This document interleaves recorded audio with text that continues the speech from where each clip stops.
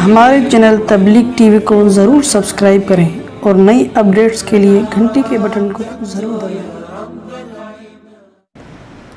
تو اللہ نے فرمایا اگر تم مدد نہیں کرو گے تو کوئی بات نہیں ہے، اللہ نے اس وقت محمد صلی اللہ علیہ وسلم کی مدد کی تھی جب ان کو مکہ والوں نے نکال دیا، کوئی پرسان حال نہیں تھا۔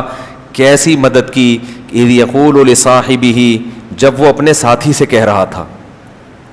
اس سے بڑی فضیلت کسی صحابی کی نہیں ہو سکتی، کیسی محبت سے، اور گویا اس میں ایک تانے کا عنصر بھی ہے کہ تم اگر مدد نہیں کرتے تو محمد کے ساتھی نے محمد کی صلی اللہ علیہ وسلم، انہوں نے مدد کی ہے اور اللہ نے ان کے ذریعے سے کروائی ہے۔ تو گویا اس سے پتہ چلا کہ محمد صلی اللہ علیہ وسلم اور ابو بکر یہ ساتھ ساتھ ہیں، پوری امت کو اللہ ان کے مقابلے میں لا کے کھڑا کر رہا ہے، اور مقابلے میں حضرت ابو بکر کو نہیں ذکر کیا اللہ نے، بہت مشکل ہے۔ یعنی اللہ کہہ رہا ہے کہ تمام صحابہ سے اور تمام مسلمانوں سے کہ تم اگر محمد صلی اللہ علیہ وسلم کی مدد نہیں کرتے تو کوئی بات نہیں ہے، اللہ نے اس وقت مدد کی تھی جب وہ دو تھے، محمد ان دو میں کے ایک تھے۔ تو گویا اللہ نے نبی صلی اللہ علیہ وسلم اور حضرت ابو بکر صدیق کو ایک طرف اور باقی پوری امت کو اس کے مقابلے میں ذکر کیا کہ باقی پوری امت اگر ان کی مدد کرے نہ کرے، اللہ نے تو ان دونوں کی مدد کر لی ہے۔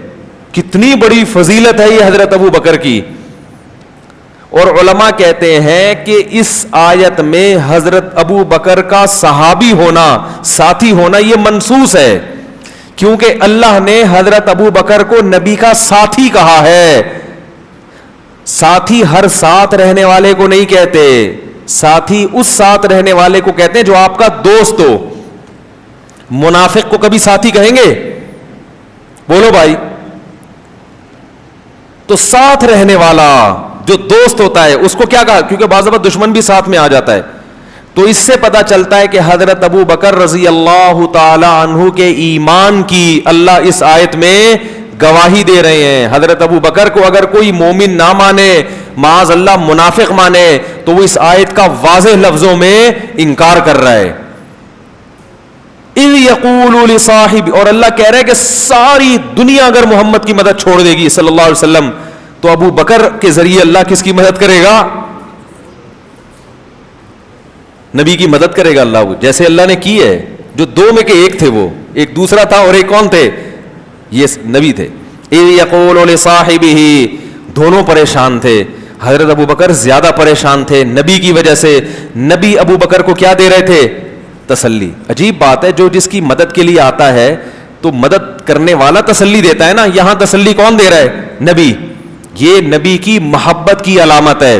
اور ابو بکر کو غم اپنا نہیں ہو رہا تھا، کس کا غم ہو رہا تھا؟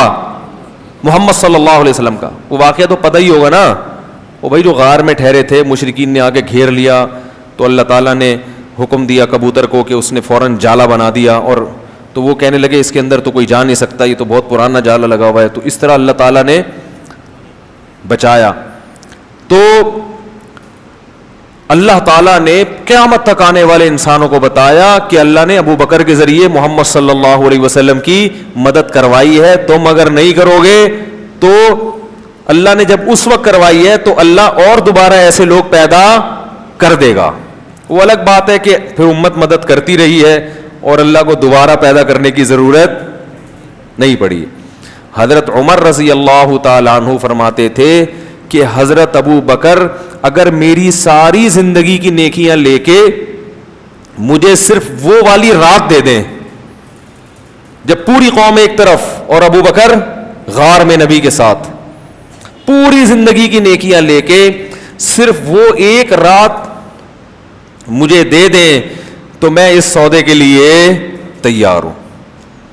کتنی حضرت عمر کی نیکیاں تھیں، فرمایا ساری لے لو، وہ ایک رات دے دو، کیونکہ اس رات کا جو اللہ نے بڑی شان سے قرآن میں ذکر کیا، ایسا تذکرہ اللہ نے کسی اور رات کا نہیں کیا، ایسی شان سے اللہ نے ذکر کیا۔ اس وقت کو یاد کرو جب یہ دو میں سے، دیکھو آپ یہ بھی کہہ سکتے تھے، اللہ تعالیٰ یوں بھی کہہ سکتے تھے کہ جب محمد صلی اللہ علیہ وسلم اپنے ساتھی کے ساتھ تھے، نا ثانی اثنین، دو میں سے ایک، یہ گویا رتبہ بیان کرنے کے لیے کہ دونوں کیا کیا ہیں؟ بالکل قریب قریب ساتھی ہیں، قریب قریب. تو اللہ ان دونوں میں سے دونوں کو ہر ایک کا دوسرا کہہ رہا ہے. تو یہ بھی بلاغت ہے قرآن مجید کی. تو اسی وجہ سے علماء امت کا اجماع ہے کہ تمام پیغمبروں کے بعد سب سے بڑا مقام کس کا ہے؟ حضرت ابو بکر رضی اللہ تعالیٰ عنہ کا.